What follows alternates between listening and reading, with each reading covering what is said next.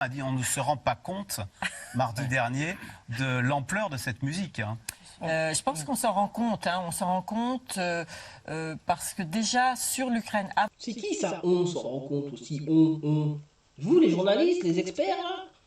L'autre taré, juste avant, nous expliquait qu'en fait, non, c'est l'instrumentalisation. Excusez-moi, les mecs, mais... Avant l'explosion de ce conflit au Proche-Orient, sur l'Ukraine, on était inquiet quand même de la montée de ce scepticisme. Tout au début. Même au niveau de la Syrie, même au niveau de l'Irak, en fait, si tu réfléchis, si tu remontes dans le temps, on va dire. Même au niveau de l'Irak, les mecs, ils étaient déjà... ils ont dit, oh les mecs, sauf qu'à l'époque, vous les aviez pas écoutés, vous n'en aviez rien à foutre de leur avis. Le rapport de force est en train de changer, point barre. Au début de la guerre l'année dernière, rappelez-vous, il y a eu ces votes à l'Assemblée générale des Nations Unies et on pensait que tout le monde allait massivement s'indigner comme nous de la violation du droit international caractérisée que... Ah oui, ben c'est ça qu'ils vous disent là. Le double discours, le double deux poids deux mesures. Ah, on pensait qu'ils allaient s'indigner, machin. Bah ouais, mais le problème c'est quand ça se passe en Israël ou en Palestine, vous vous indignez pas. Hein Ah ouais, les mecs. Constituer l'invasion de l'Ukraine par la Russie. Et puis, finalement, il y a pas mal de pays qui sont abstenus, il y a notamment des pays africains. On était très étonnés de la timidité ou de la tiédeur de la réaction des pays africains. Qui disait bah oui, ça... ouais, bah oui, c'est vrai. Hein. Les négros, en général, ils suivent le patron, en général. C'est ça qu'elle veut dire. Hein. T'es surpris, tu as les négros, là. Oh, tu as les négros. Ah merde, les négros. Au fond, ce qui se passe en Ukraine, c'est c'est votre une guerre affaire. européenne. Voilà. Vous mobilisez pas quand il y a d'autres souffrances ailleurs. Beaucoup plus meurtriers ailleurs dans le monde. Bah vous oui, ne dites oui. rien. C'est bon. C'est bon. Si, c'est vrai. Même pas qu'ils se mobilisent, c'est qu'ils sont dans le camp d'en face, en fait. Ouais. Ils sont dans le camp d'en face. C'est marrant, là, leur plat, par exemple, là, ils disent oui, le Hamas, mouvement terroriste. Ok, d'accord, sauf que quand les mouvements terroristes, Daesh, Al-Nosra, tout ça, c'était en Libye, les mecs. En Libye, en Syrie. Ouais, Al-Nosra qui faisait du bon boulot en Syrie, là. Vous croyez que les mecs, ils ont pas entendu, les pays arabes, là? Ils ne sont pas dit, ah tiens, c'est bizarre, là. Il faut du bon boulot, Al-Nosra. C'est intéressant, ça. C'est Fabius, ça, qui avait dit ça, hein, le ministre des Affaires étrangères de l'époque, de Guy Mauve, là, François Hollande. Al-Nosra fait du bon boulot. Ouais, ben, ils ont bien compris, ah tiens, il faut du bon boulot. Et là, maintenant, oh, le Hamas, mouvement terroriste. Tu vois le truc? C'est le problème, les mecs. C'est le problème, en fait, c'est que vous avez jamais été des... Enfin, mais en revanche, quand ça se passe sur votre continent, il faudrait que le monde entier s'indigne derrière vous. Voilà. Et puis, quand il y a eu les massacres du 7 octobre et la riposte d'Israël, ce mouvement qui était déjà, ce mouvement d'hostilité anti-occidentale qui avait déjà germé avec l'Ukraine, là, a vraiment éclaté au grand jour. Et c'est en ça que je dirais que c'est plus qu'une petite musique. C'est un gros embarras diplomatique. oui, voilà. Oh, un gros embarras diplomatique. Bah ouais, mais les mecs, mais c'est de votre faute aussi, vous êtes marrants, vous. J'irai même encore plus loin, parce que si on en est arrivé là, en Israël et le Hamas, c'est de la faute de l'Occident aussi, vous êtes marrants, vous. Et j'irai même plus loin, même si on en est arrivé là, en Ukraine, là, le conflit, tout ça, les milliers de morts ukrainiens, qui est triste d'ailleurs, hein, parce que t'imagines, si j'étais ukrainien, moi je serais pas content, hein. Mon pays est détruit, tout ça, je dois me barrer en Pologne où je me fais insulter par les Polonais. Tu vois, c'est pas heureux de vivre dans un pays quand ton pays est détruit, tu vois. C'est pas bien, enfin, c'est pas bien, je vais pas faire mon moralisateur de mes deux là, mais bon. C'est pas un événement, t'as pas envie, personne n'a envie que son pays soit détruit, merde quand même. Hein, mais encore une fois, si les Occidentaux n'avaient pas foutu la merde, S'il n'y avait pas eu Maidan, tout ça, 2014 et tout, toi, on peut aller jusqu'au bout du raisonnement, les mecs, hein, c'est pas de problème aussi, hein. Vous êtes marrants, vous. Oh, tiens, oui. Ouais, donc l'Occident, et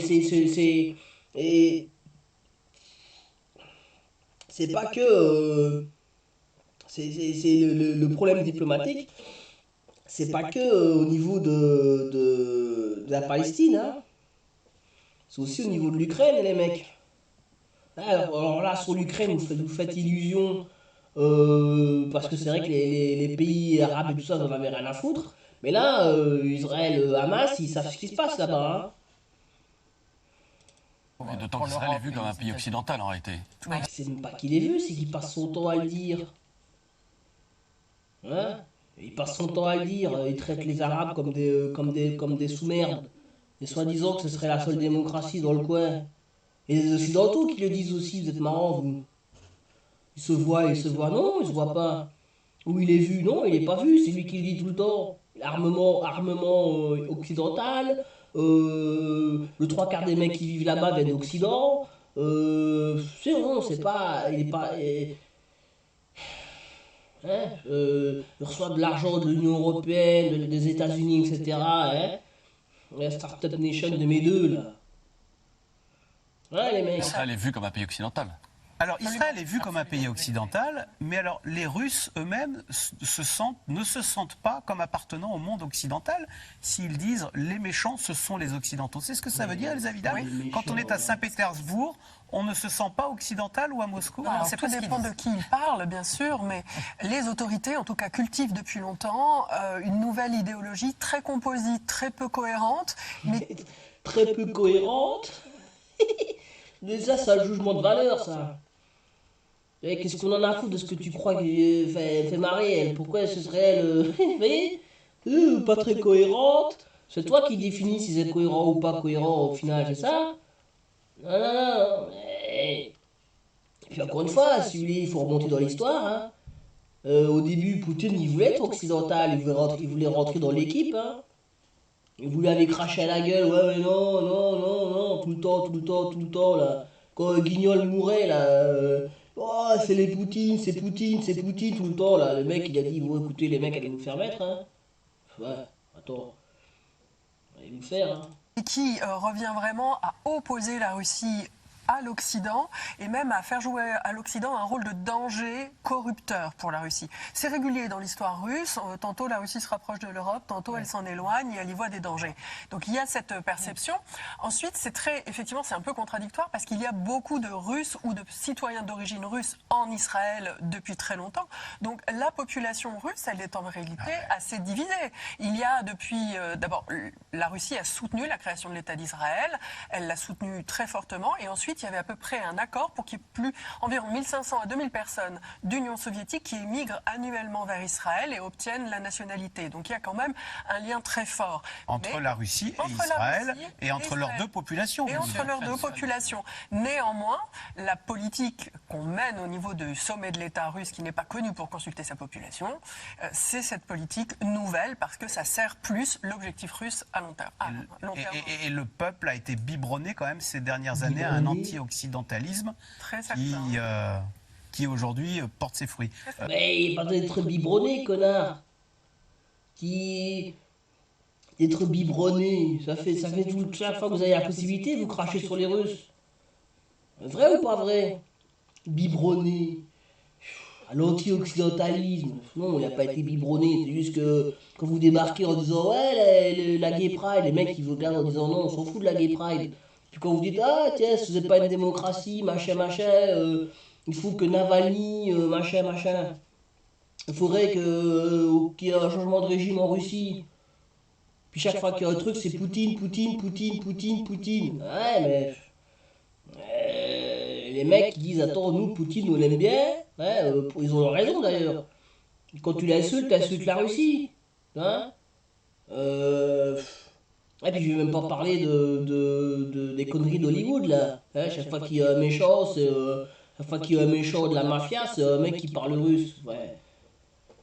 Donc il y a toujours eu, enfin, encore une fois, de point de vue américain, les néoconservateurs ont toujours été contre la Russie. Donc, faut pas s'étonner que les Russes ils disent bon, écoute, tu m'insultes toute la journée, moi je vais voir à côté. Hein. Je vais pas. Hein, c'est pas même pas eux qui ont été biberonnés. Annie, Un mot sur le fait que vous disiez que les Russes ne se sentent pas ne participants. se sentiraient pas, ça peut Mais surprendre. alors c'est justement l'inverse, si vous voulez. Moi, qui passe beaucoup de temps en Russie et qui... Qui passe beaucoup de temps en Russie, tu vois. Hein, bah oui, il faut bien qu'elle vende son projet. Hein. Il faut bien qu'elle justifie son existence, elle. Hein. Non, elle sert à quoi, elle, au final, à part de nous dire qu'elle vit tout le temps en Russie, là. Je passe beaucoup de temps en Russie, oui, mais ça, pas parce que je passe beaucoup de temps en Russie que t'es neutre ou que, voilà.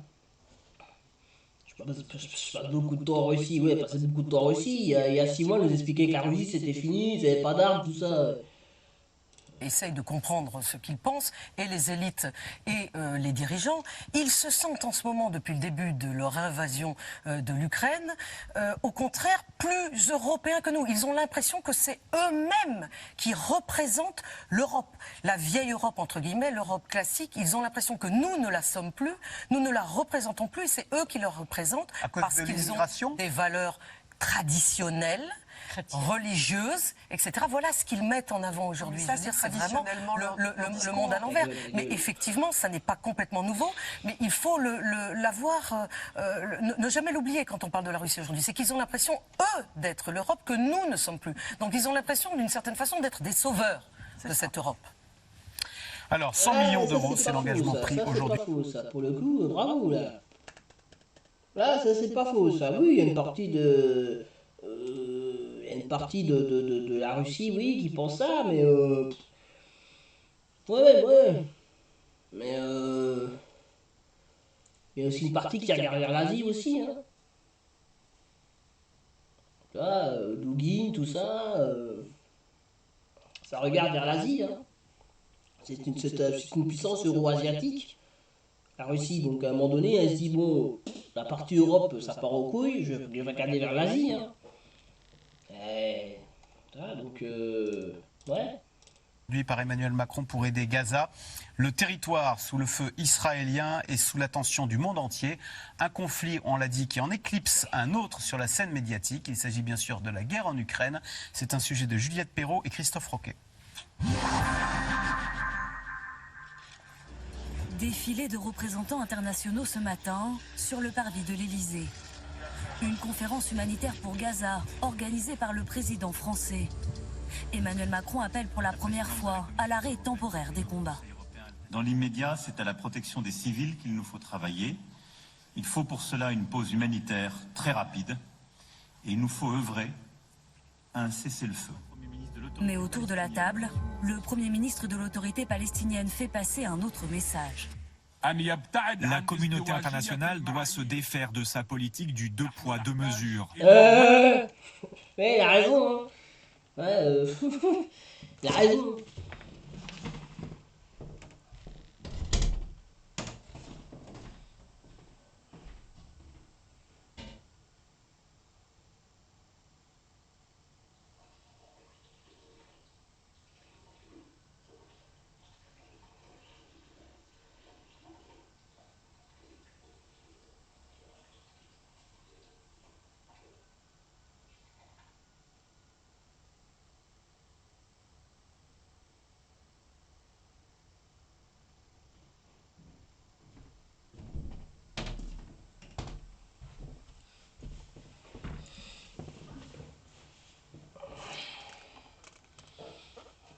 Ah mais il a raison ce qu'il dit, attends, de pas de mesures, vas-y, je t'écoute. C'est les Palestiniens, l'autorité palestinienne, hein, Mahmoud Abbas, tout ça, hein. C'est même pas le Hamas là. Il faut mettre fin à la guerre et à l'occupation de Gaza. La colère face à une réponse du monde occidental jugée trop faible. Accusation de complaisance envers Israël, qui sur le terrain continue de bombarder la bande de Gaza. La nuit dernière, Tsahal a ciblé les abords de l'hôpital Al-Shifa, l'une des bases du Hamas. Heure après heure, les troupes israéliennes renforcent leur emprise sur le nord de l'enclave, traquant mètre après mètre les combattants de l'organisation terroriste. Au sud, les civils déplacés dorment à même le sol, pris au piège d'un conflit qui les affame chaque jour un peu plus. Rien n'est fourni, on n'a pas d'eau. Les toilettes sont fermées, il n'y a pas de boulangerie. Tout ce que nous recevons, c'est une miche de pain tous les 3 ou 4 jours environ, après avoir fait de longues files d'attente de 3 h du matin à 2 h de l'après-midi. C'est la réalité et je n'exagère rien. Dans ce contexte, quelle marge de manœuvre pour les Occidentaux? Le président du Conseil européen le reconnaît ce matin, la situation est délicate. Maintenant, c'est vrai que les Européens, les Américains également, nous avons des difficultés à convaincre par exemple qu'il y ait des pauses humanitaires au plus vite, qui sont extrêmement urgentes. Ah ouais, mais c'est de votre faute. Vous avez dit à Bibi, vas-y, on vous soutient inconditionnellement. Et l'autre, il a dit, ah oui, inconditionnellement, mais je vais y aller alors. Et puis ensuite, non, mais en fait, il y a le droit international. Trop tard. Maintenant, tu l'as dans le cul, parce que tu es obligé de courir après maintenant, Bibi. Eh ouais, les mecs. Hein, mais de toute façon, déjà, c'est trop tard. C'est trop tard, déjà, là. C'est déjà trop tard, en vrai. Là, ça fait 20 ans que c'est trop tard, en fait. Ouais, c'est comme si vous disiez, ah, Poutine arrête de faire la guerre en Ukraine. Bah ouais, mais faut venir négocier. Bah ouais, mais il fallait négocier avant. Ouais, quand vous en aviez l'occasion dès le départ, vous avez dit non, on négocie pas, donc casse-toi, tu pues. Et maintenant vous venez pleurer. C'est pareil avec le Bibi là. Hein, vous lui avez donné carte blanche, le mec il y va. Hein. Il y va, hein, c'est un psychopathe le mec. Il en a branlé les Gazaouis. Lui son but c'est de virer tout le monde, donc vous lui dites vas-y. Et de toute façon quand il a commencé à coloniser, vous aviez rien dit, donc. Hein, et les pays arabes, ils ont bien vu ça. Hein, ils regardent pas LCI, les pays arabes. Hein. Ils ont vu là les vidéos des colons qui tuent des Palestiniens à gauche à droite, ou des vidéos des mecs qui vont dans la mosquée à Al-Aqsa, là, machin. Là. Hein, espèce de mosquée là, très importante chez les musulmans. Ils ont vu ça, ils ont vu. Hein, donc. Et là, vous aviez rien dit à ce moment-là. Vous n'en aviez rien à foutre. Hein? Ça le problème. C'est que vous avez fermé les yeux depuis trop longtemps, les mecs. Hein? Vous aviez fermé les yeux. C'est comme pour l'Ukraine d'ailleurs. Hein? L'Ukraine, depuis 2014 que ça dure, là, les Ukrainiens du Donbass qui se font tirer dessus, là, qui se font bombarder dessus, vous avez fermé les yeux. Hein? Vous avez fermé les yeux. Puis maintenant, oh! Le Sud global, petite musique. Ah non, c'est pas de musique en fait, c'est un orchestre. Ouais, mais oh, hein, t'as fermé les yeux, puis maintenant tu te prends une grande claque dans la gueule. Donc, vous allez fermer les yeux parce que vous en aviez rien à foutre. Point barre. Et maintenant vous faites genre, ah, on a une politique arabe. Ouais, vas-y. Pour permettre que l'aide humanitaire puisse arriver vers ceux qui en ont besoin à Gaza. Benjamin Netanyahou semble rester sourd à la pression de la communauté internationale. Il annonce même vouloir garder le contrôle de la sécurité à Gaza après la guerre. Washington recadre.